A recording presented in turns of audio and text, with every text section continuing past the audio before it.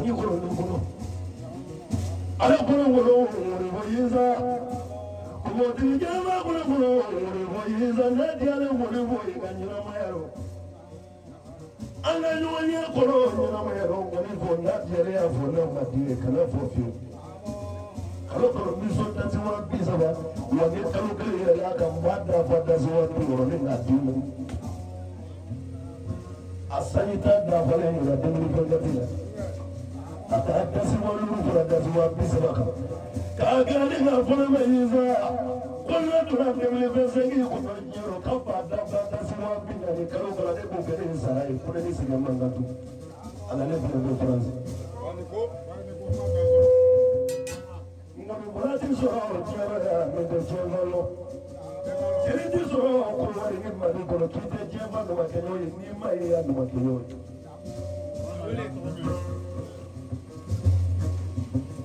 ale de bizo da sorami ale de bikive da sorami ale de bita da sorami da te mo me fe hasidi mo me da fe mo breka ya na ya ko de jema de to kirbe de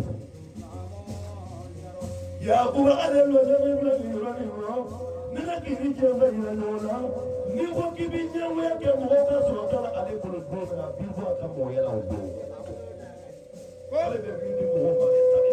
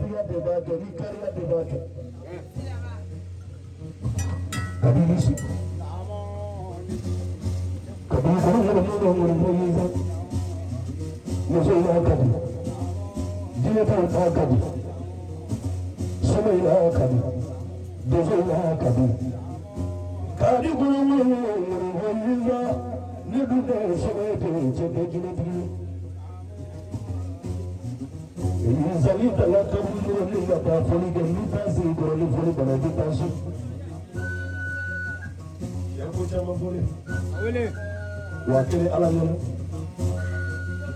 ya kuma kabin da ne bla fara yoro ne man ta ba ce ya ne ma yoro madringa da musulmi madringa sunu musulmi madringa wani musulmi madringa kana musulmi madringa da ne ma ce ne ko ala na kira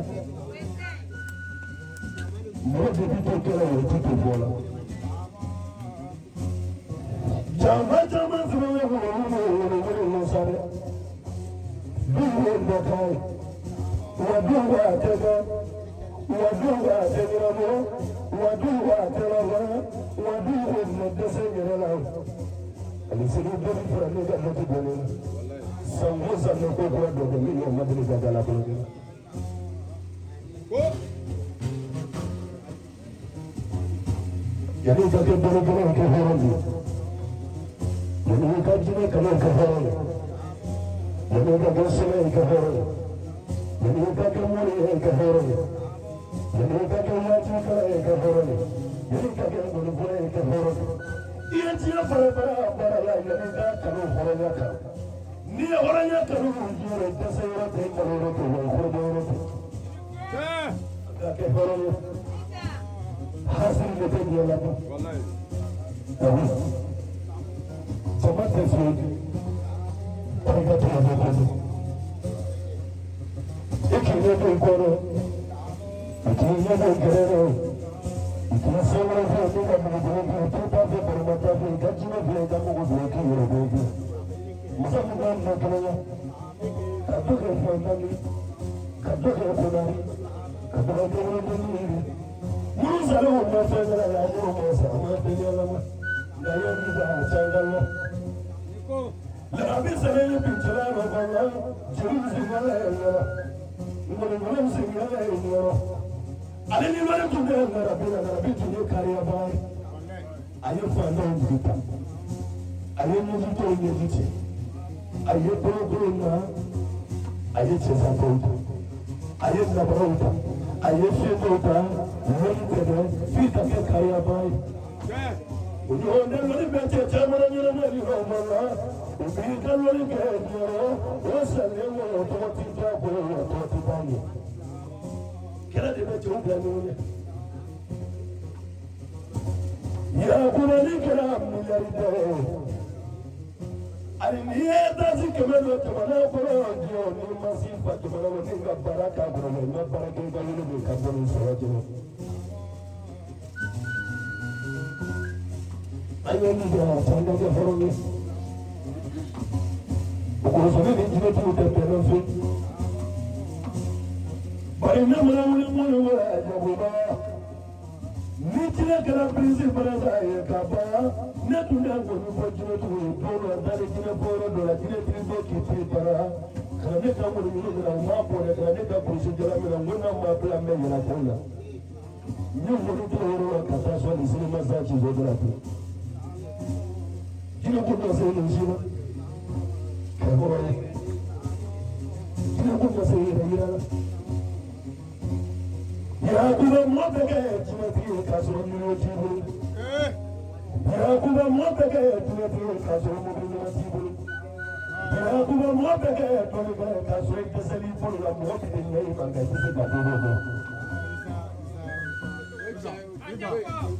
Ajapo awumo wi kumijia sile natanao kumare ayo kuma tabia niko na bara bila sigile ndio Mama nifu ya kuna nonga lori blaya ni bana mama lori kile kase yale yero fengere take funi na tani kafani yere ya data ete ni kinka ko bani takala tabula fu bani takala pesife bani takala whatsapp fe bani takala telefoni fe bani takala papier fe kasi kuma nina mngomela nenda kwa nina nina mngomela ayafo ema nisayo wali telefone sano telefone wa muli temuli tutemuli kabi ala yenda materi kamaro progrenza plani na tunazo ngazana yanda bawo manura ngomela na bawo kilimpi nani zinga kanu wolo ni bijara wajaro bona namadele ka ko nyela ale kore maniza otro bayo so diri ngoso taro kile zege mbo zega bani no ngale ti ko nyeba akoniza ngeba na ngoro ni so so ngulumpi ikise de ka ka puli na kono ka ngoro ma ya kono hiyo ko ngono Nitangwa muso nga fatwa Opo de lesle mwana gado mama Pela kaila pele mwana Tresa jira jira pela sangara Gapa konsa dinga Akaswa nene fradine kono lumo Obro yanungene Kandazi jibutole nila nina mwana yuza Kandazi wapi nani jaga Yuza ni yesa ya sowe ni yasa wakati Sebedeni fula Kile mila mwana Mufakile mula bajiro mmoja. No bajiri chala towo no yiza jigibete la no maja wa yiza jigibete. Ala biba wa ala bizo wa jigibete. Yiza ni nasifana mura yono afana. Ali nisawede mumiyo ngono kula na to na jigibete kanyo na yado. Yiza jira ko fonyo da ko yagene. Akwai yiza ne mafere ke milarite. Ne ma fe be kiya be marade ngai kanyi na moya ko ne ka mo ko polo dai mo ba to ne ala ti de so polo ko Pakai dia boleh. Kamu paling. Pernah ila berita apa itu?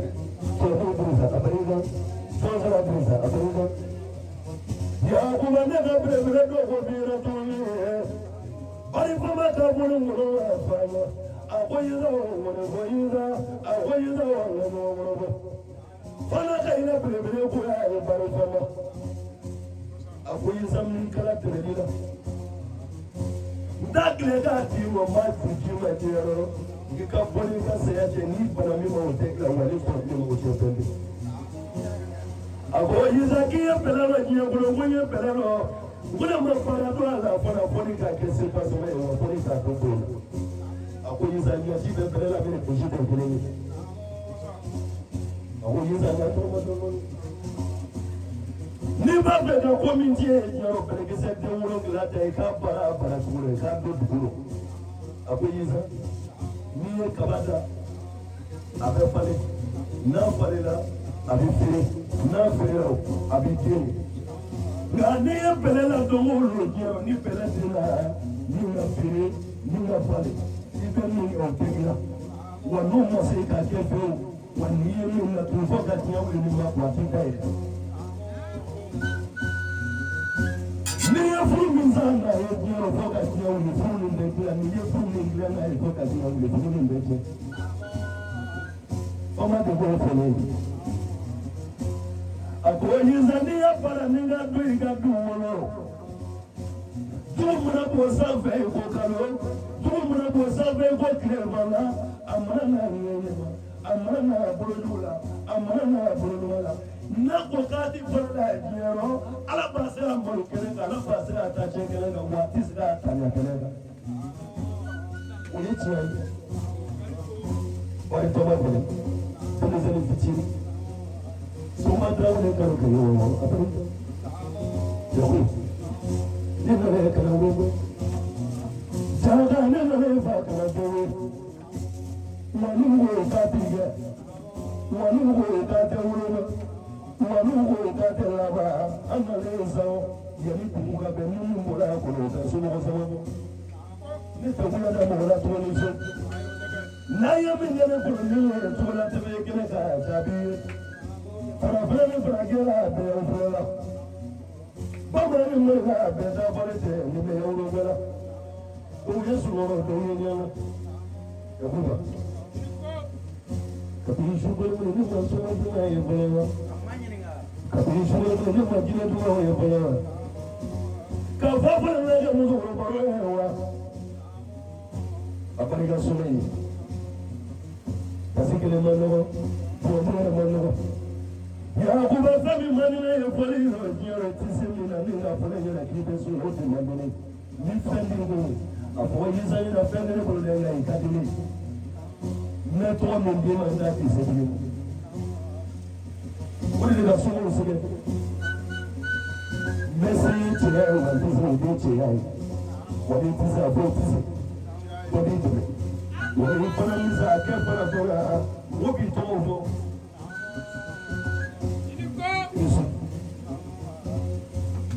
Look at it, can I go? You have to let me know when you put it as a more. I'll be on the no for you. I'll be on the I'll be on the Giano. I'll be on the Giano. Uganda and the lake and a boy. Katiga, Kelly.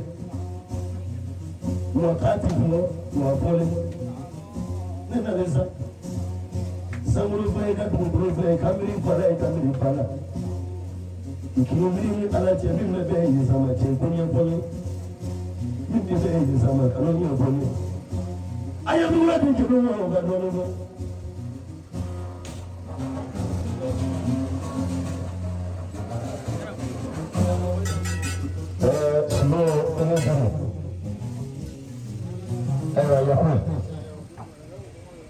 Only a very good challenge about the solar could do for Kamamanda. It's a plan of Kumalasa.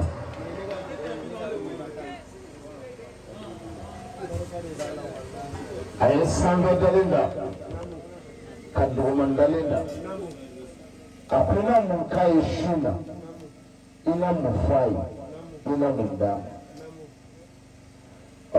bawo maa tobi ye ka dɔɔni kɛ kun dɔ de kosɔn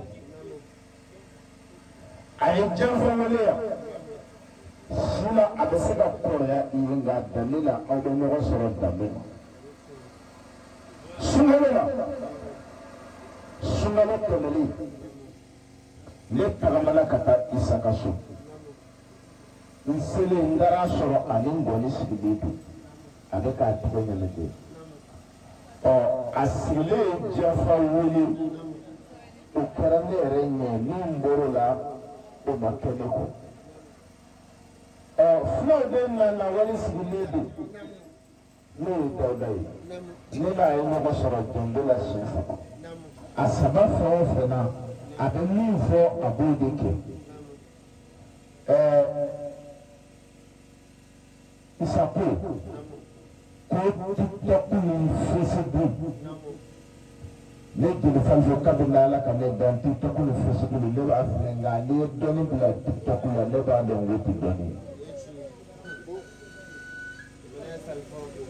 ye ne ye Mali janjo kɛ ka Burukina janjo kɛ a ye nana dɔ tɔgɔ fɔ kelen na sisan n'o de ye Ketala Hadi Keta ye Ketala Hadi Keta n b'a dɔn mɔgɔ tɛ sɔrɔ kɛnɛ min na yan mɔgɔw b'a dɔn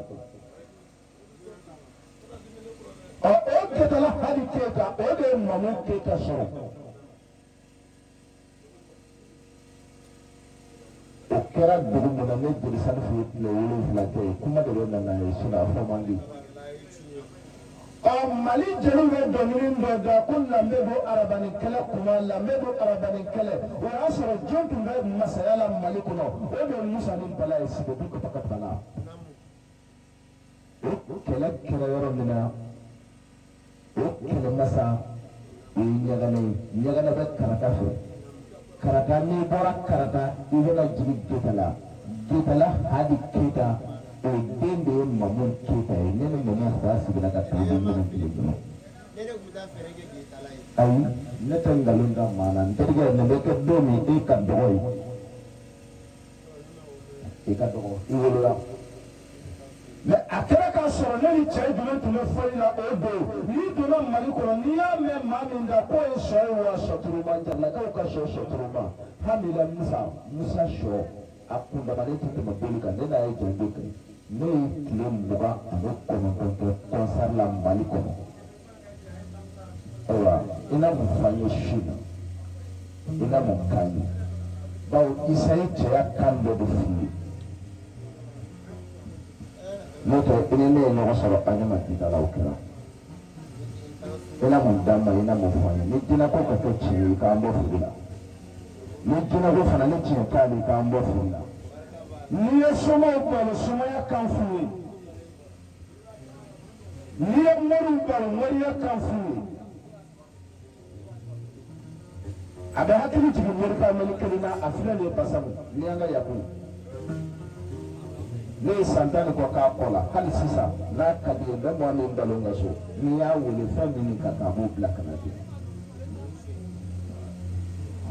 Ala tɔgɔ ɲini da ye maa kelen n'i bɛ Ala tɔgɔ ɲini moriw fɛ o morikɛ kelen fana bɛ dugu in kɔnɔ yan o de ye Sɛki Tidiane Jara ye ale de b'i sigi n'i nana dɔrɔn a b'a fɔ jeliba i mago bɛ nin de la a bɛ digi di yan n'i ye digi d'a ma a bɛ Ala tɔgɔ sɛbɛn k'a d'i ma n'i taara wuli yan dugu de jɔ o bɛ kɛ ne n'a ye ɲɔgɔn sɔrɔ baro la n'o tɛ ne tɛ Ala tɔgɔ minɛ maa bolo téléphone na ale de y'a sɛbɛn k'a di ne ma wa n y'a wuli n y'a dɔn ko b'a la i na mun di Isa ma i na mun fɔ a ye bawo Isa falo a wolo kuma ma mɛn a wolo ni bi cɛ ani cɛmanninw ye ɲɔgɔn sɔrɔ su kolen an ye fɛn dɔ fɔ ɲɔgɔn ye Isa ye festival kɛ festival diyara la n'i ye Isa ye kɛnɛ in kɛ yan fɛn bɛɛ y'a se kɛnɛ in kɛ yan bawo n'i ma kanu de wele i na deli de wele maa jɛ ɲɛmɔgɔ de b'i sama ka se dɔ bolo kɔnɔ ka kuma b'i la sinon an bɛɛ b'a dɔn fɛn na deli ye n'i ka kɛ cɛ duman ye fɛn dɔ fɔ n jate i bɛɛ lamɛn n'i fana ma kɛ cɛ duman ye fɛn dɔ fɔ a ɲɛna tan ye bawo n y'a sɔrɔ cɛmannin ka ca n bɛ taa jɔ ka ɲɛgɛnɛ kɛ ou bien a ye muso di yan n bɛ musogo kɛ o cɛmannin ka ca nka cɛ kulisitigiw man ca o banna an jɛlen kɔnɔma na an t'a dɔn an bɛ jigin de ni isa ye fugo na kanu ni ya se fugo na ne kadika kanu na nya do isa wuli ka ngoni ta ka bo sokono watara ka bo aka sokono ibe ta soro kadire horonde bo war ko to ni war ko do ayo musabi telefonu de macha kono yi sende ni ta dulana fedoke le shinda sa chelsea ledo Jayante Bunyate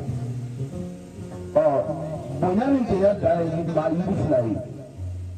Zira Sulu Tapo Jay, may not be named to get a French. I'm not checking it, I said of one another. Not a shoe not to get in a child. Now, it is a child like you never go. Bismillah, Nam.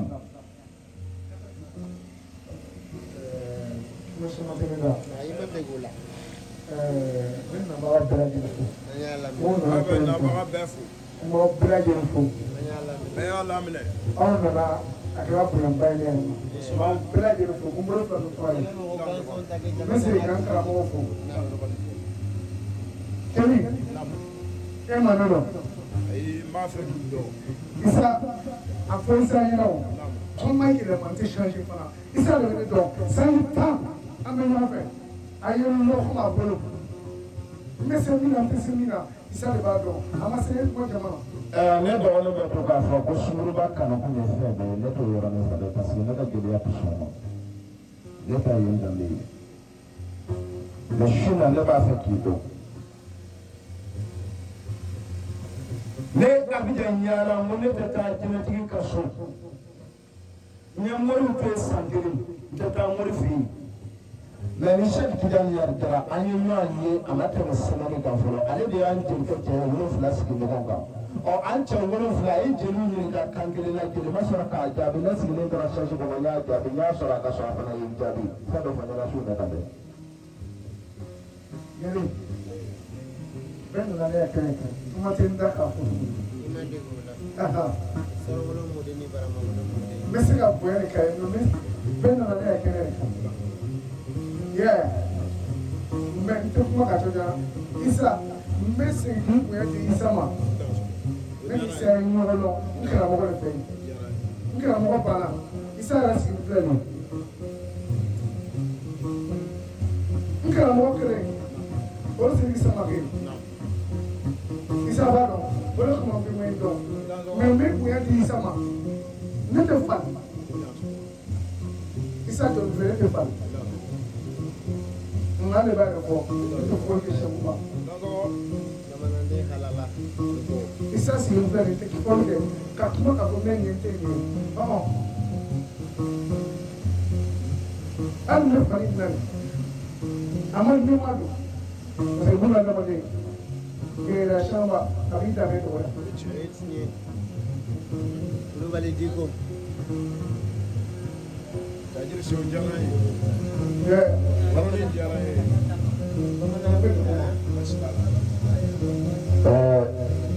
Kunyala saja ani nyala yairi. Bisir nyere fakar bin manye kapasra famita na fakunda kamba kwani ta kamba. Ajaranye. Wara natani. Ayo, ile ratai. Afu isa yira. Isa tarawli. Kunte fal. Ayo fal. Ango kanga. Isa. Ko bale don. Ibale karamɔgɔ dɔn o yɔrɔnin dakurunya kelen ye n fari faga dɔɔnin parce que n tun mako bɛ yɔrɔ min na o ye o yɔrɔ ye parce que kuma dɔ bɛ yen a bɛ fɔ ko an jeliw bɛ kuma kana tiɲɛ an jeliw bolo Isa ye kuma dɔ fari an cɛ ma ko TikTok ni Facebook dɔnnikɛla karamɔgɔ mana sɔrɔ den o den na fa mana sɔrɔ den o den na o bɛ se ka taa cɛ dɔ kɛnɛ kan nka ne fa tɛ den minɛ n'a taara cɛ dɔ kɛnɛ kan a bɛ malo dɛ. Ayo, orang jalan ni. Isa, balik ke balik. Balik baca bola. Sini lalu jadi nabi sering. Kau di sini lah. Jemaah, apa Isa ini? Ane fendam ya. Kami kena kasih kawan lalu. Wala mo ba? Ruwal di ko storo wala mo ni para magulo mo ni para ka din. Kau celo. Ikan mo ke mati kan sonya storo ni jaga. Ya. Mi ko digi. nkɔrɔ cɛ lo n kari ɲɔgɔn lo Namu. n'an ka ma fɔ Namu. n karamɔgɔya bɛ s'a ma O ye tiɲɛ ye. yeah ne ni Sami Jalo se ma kɛ ɲɔgɔn fɛ O ye tiɲɛ ye. donc u yɛrɛ de bɛ n bolo k'a d'a ma ko n bɛ sigi ka nin d'a ma ka 400 d'a ma ani fani k'a k'o minɛ d'abord a fɔ yen nɔ ko n tɛ fani Fila. Saba. Isa. Mana Isa. Anya mi guru mana da benda fara ena yang fara. Okay. Gara-gara yang fara. Isa. Masa kuruku ale bade de I akaramogo de ko ka fini mina ka di amma ma fo ikele de ko aw. Wala o ita fo boli. Wala dɔwɛrɛ filɛ tugun k'a se kɔnpile 3 a kala sɔngɔ dasi ba 4 ko k'o da kan k'i y'o minɛ k'i sɔn tɛ k'i y'o minɛ fɔlɔ I y'ale sama ni karamɔgɔya ni kalandenya duwawu ye a barika a diyara n ye. Jeliba a ko Isa ɲɛna fari ni cɛ ko mɔgɔ de b'a ɲɔgɔn cɛ a b'a kalama O kanu ko tɛ yan. kuma kɔrɔ don Kumakɔrɔ don. yeah I t'a sɔrɔ. o de kama mo kuma sɛw mɛn ni kuma ka tɛmɛ i b'a bɛɛ lajɛlen O ye tiɲɛ tiɲɛ ye. ni kuma ka tɛmɛ I b'i yɛrɛ yira yɛrɛ sɛw mɛn n bɛna daminɛ joli fara kɔnɔ n'u bɛna ni min sigi ma don k'a b'a dɔn ko fɛn O bɛ ye ten. Ala sara kɔgɔman dɔ tɛ ko maa kan ye sara kɔnɔ n'a bɔlen sera ka bɔ fana barika a diyara n ye.